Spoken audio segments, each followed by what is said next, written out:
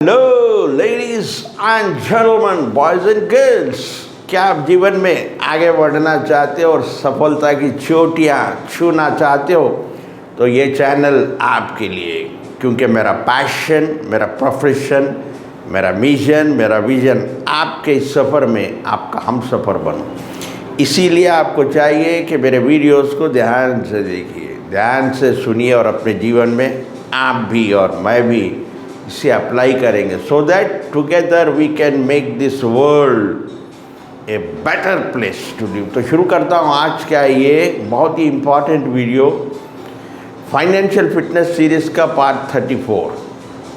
इसमें हम loan, good और बैड लोन्स के बारे में जानने की कोशिश करेंगे। बहुत ही इम्पॉर्टेंट टॉपिक है।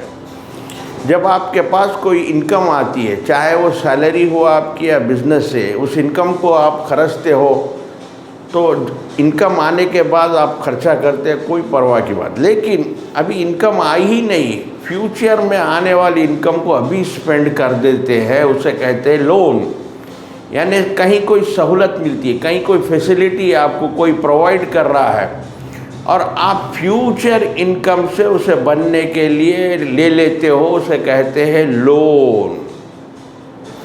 और लोन लेने के लिए लोग डरते भी हैं। वो डर इसलिए होता है क्योंकि उसे क्लियर करना पड़ता हो।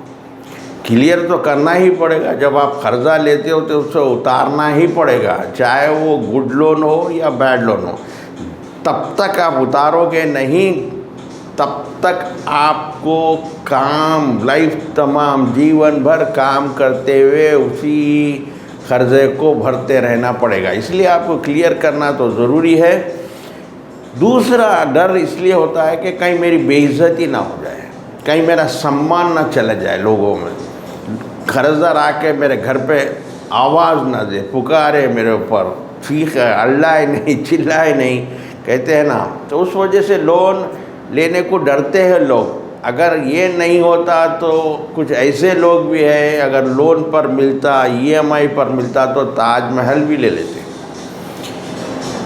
तो इसलिए सबसे पहले हमें गुड लोन और बैड लोन में फ़र्क जानने की कोशिश करें। गुड लोन वो लोन होता है जो स्मार्ट और बिजनेसमैन लेते हैं, वो कैलकुलेटेड रिस्क लेते हैं और प्लानिंग करते हैं कि उन लोन के अमाउंट से वो कुछ इनकम कमाए, कुछ प्रॉफिट कमाए, उसे कहते हैं गुड लोन। फॉर एग्ज़ाम्पल, एक आदमी ने लोन लिया, एक लैंड लिए, एक ऐसी प्लेस पे लिए जहाँ पर अच्छा डेवलपमेंट है, 10 साल की EMI, 10 इयर्स में पूरा पेड ऑफ होगा। और इस 10 इयर्स में जो लैंड उन्होंने लिया उसका प्राइस 10 टाइम इंक्रीज़ हो गया, 10 गुना बढ़ गया। प्रॉफिट, लोन से प्रॉफिट कमाया। ठीक उसी तरह अगर 10 लाख रुपए अगर 2% पर आनम इंटरेस्ट से भी लेता हूँ पर मंथ, यानी 10 लाख का 2% होता है 20,000 महीना। एक लैंड, ये प्लॉट अच्छे जगह पर लिया, 3 साल में जहाँ डबल हो जाता है लैंड, तो 3 इयर्स इन्होंने हर महीना 20,000 रुपये इंटरेस्ट बना। सिर्फ 3 साल तक इन्होंने जो इंटरेस्ट बना वो लगभग 7 लाख रुपए कुछ हो गया। तो जब वो बेचा 3 साल के बाद तो आए 20 लाख, यानी 17 निकाल दिए तो 3 लाख का प्रॉफिट। या कुछ लोन लेकर कार लेते हैं, ऊबर या ओला पे लगाते, उससे भी प्रॉफिट कमाते हैं। इन चीज़ों में अगर लोन लेते हैं तो कहते हैं गुड लोन।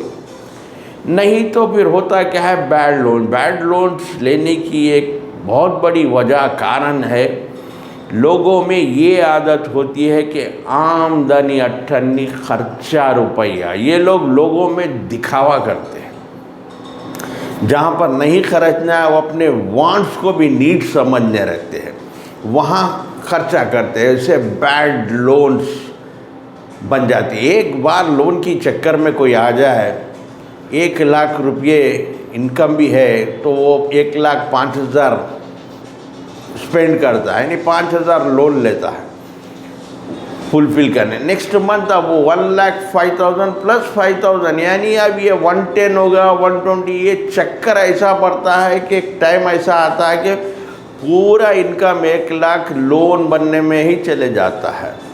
वो इसीलिए होता है कि इनकी बचपन में ही कुछ रॉन्ग प्रोग्रामिंग हो जाती है, इनके माइंड की ऐसी प्रोग्रामिंग हो जाती है अपने पेरेंट्स के तरफ से, इनके कुछ रॉन्ग बिलीव्स यानी लिमिटिंग बिलीव्स बन जाते हैं।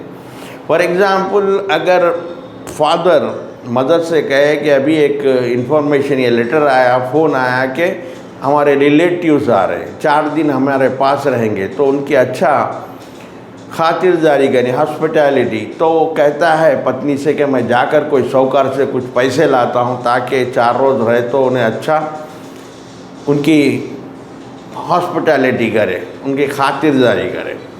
तो ये बच्चा सुनता है, उसकी जैसा ही वो बाप सरोकार करने जाता, कोई एक मेहमान आ जाता है तो माँ बच्चे को पड़ोसी के पास भेजती है, जहाँ पड़ोस से कुछ दूध या शक्कर जुगाड़ कर ला ताकि इन्हें चाय पिला सके। ऐसे चीज़ें फिर फादर जो है साइकिल लोन पर लेता है, इंस्टॉलमेंट बनता है। अब बच्चा जब बड़ा होता है तो ये प्रोग्रामिंग से बड़ा होता है, इसकी माइंड की प्रोग्रामिंग ही ऐसी हो गई और माइंड में उसने मानने लगा कि अगर हमें ज़रूरत आई तो कर्ज़ा लेना ही है और कर्ज़ा लेना ठीक है, ये ऐसा मान लेता है। तो होता क्या, जब ये बड़ा भी होता है तो जब फादर 5,000 रुपये इनकम कमाते थे, वो उनके घर में 2 हफ्ते में वो 5,000 फिनिश ख़त्म हो जाते, फिर रिमेनिंग 2 वीक्स वो स्ट्रगल करते पैसे के लिए। अब ये बड़ा हो गया, 1 लाख रुपये इसका सैलरी है, इनकम है, अभी भी वही होता, 2 वीक्स में 1 लाख खर्चा करता, फिर नेक्स्ट 2 वीक्स स्ट्रगल करना, क्योंकि ये सब माइंड की प्रोग्रामिंग से होता है। तो इसलिए ऐसे लोगों को उनकी माइंड की रीप्रोग्रामिंग करना पड़ता है। लोग अपने वांट्स को यानी अपने ख्वाहिशात को नीड समझें, एक। दूसरा, अगर मैं ये नहीं करूँगा, मेरा बच्चा कॉलेज जा रहा है, एक बच्चे के लिए बच्चा मेरा रॉयल इनफील्ड बाइक में जाएगा, वो बच्चे को बस में भेजना क्या समझना, मैं इज़्ज़त नहीं रहेगी, मेरा सम्मान में कमी हो, मेरा पर्व चली जाएगी, मेरी इज़्ज़त चली जाएगी अगर मेरा बच्चा बस में गया। लेकिन होता है तेरी इज़्ज़त नहीं जाना बोल के बच्चे को रॉयल इनफील्ड जो परचेस कर रहा है, बच्चा रॉयल इनफील्ड परचेस करने के बाद उसके बाद पेट्रोल को पैसे नहीं, उसके गाड़ी को मेंटेनेंस को पैसे नहीं, वो अगर किसी से ले रहा तो उससे बढ़ के इज़्ज़त जाने का है क्या। तो ये अनवांटेड जो है, ये लोग खर्चा वहाँ पर करते जहाँ नहीं करना चाहिए और समझते हैं कि इसमें मेरी इज़्ज़त है।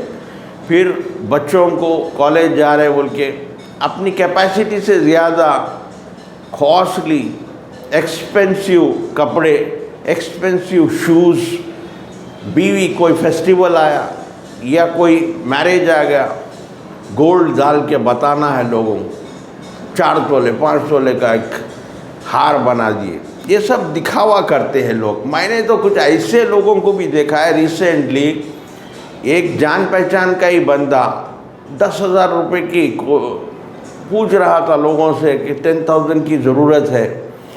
मैं सोचा वाकई से कुछ ज़रूरत है।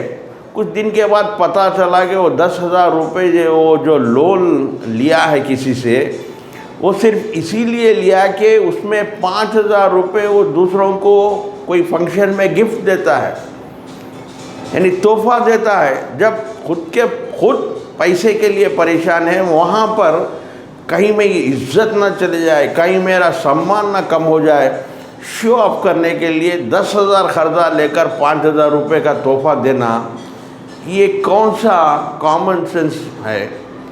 आप उसी जगह पर कुछ रीज़न बताओ, मत जाओ, लेकिन कौन बोल रहा है आपको 5,000 ही देना। अरे कौन याद रख रहा है आज किसे टाइम है आपको याद रखने का, कौन क्या दिया, कौन कितने दिया। तो ऐसे कुछ चीज़ें करते लोग जो है कर्जे में आ जाते। और जो भी अगर EMI पे मिल रहा, ऑटो मिल रहा ले लिए, फ़ोन मिल रहा ले लिए, टीवी मिल रहा, इतना लोन्स करते हैं कि उनकी इनकम EMI में हो जाती है। आप EMI इतना लो, आपकी इनकम का मैक्स 40% होना चाहिए। अब आप कर्जदार तो हो चुके हैं, कर्जदार होने से आप प्रेशर में आ जाते हैं, मेंटल टेंशन में आ जाते हैं, स्ट्रेस, एंग्जाइटी, डिप्रेशन का शिकार हो जाते हैं। तो सबसे पहले आपको ये चीज़ों को ख़त्म करना होगा, आप में डिप्रेशन, एंग्जाइटी। इसके लिए आपको रिलैक्स करना होगा। आपको सबसे पहले कर्जा उतारना होगा। कर्जा उतारने के लिए आपको खुद रेस्पॉन्सिबिलिटी लेना होगा। You should take responsibility.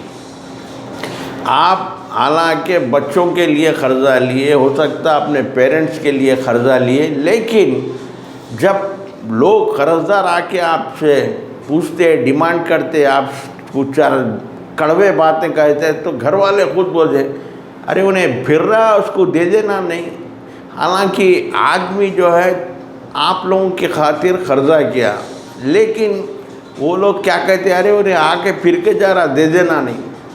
तो ये होता है। इसलिए जो कर्जा लेता है वही खुद जिम्मेदार होता है। You should take the responsibility. और करना क्या है, आप जितने भी लोन्स लिए, बैड लोन्स, उसके पूरा लिखिए, उसमें जो इंटरेस्ट ज़्यादा होता है उसे पहले क्लियर करिए। जो कम इंटरेस्ट के होते हैं उसे बाद में कर सकते हैं, पहले जो ज़्यादा हाई इंटरेस्ट लोन्स को क्लियर करिए।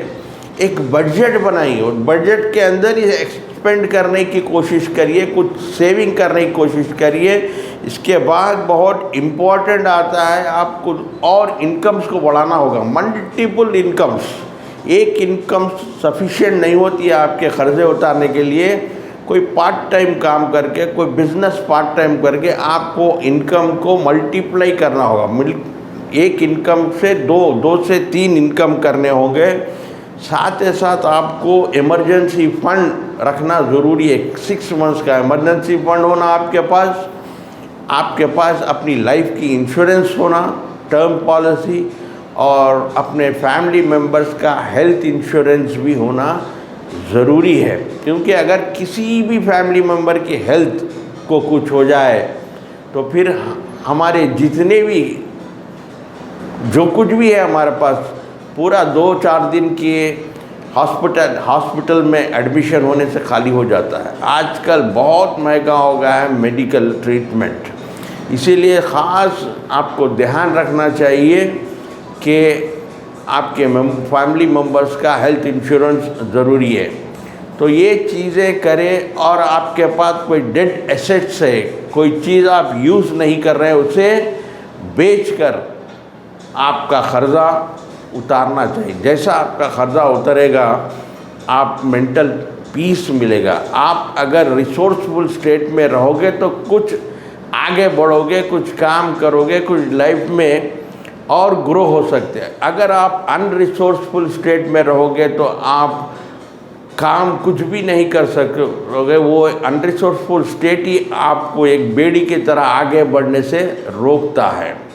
इसीलिए मैं कहता हूँ कि अगर आप हमेशा रिसोर्सफुल स्टेट में रहना चाहते हैं तो आपको NLP सीखना होगा। NLP में कुछ ऐसे टेक्निक्स है जो बताते हैं कि आपको किस तरीके से आपको रिसोर्सफुल स्टेट में अपने आप को ला सकते हैं। तो आज के लिए बस इतना ही। सीखते रहिए, आगे बढ़ते। Keep learning, keep growing. Until we meet next, please take care. God bless you and thank you for watching.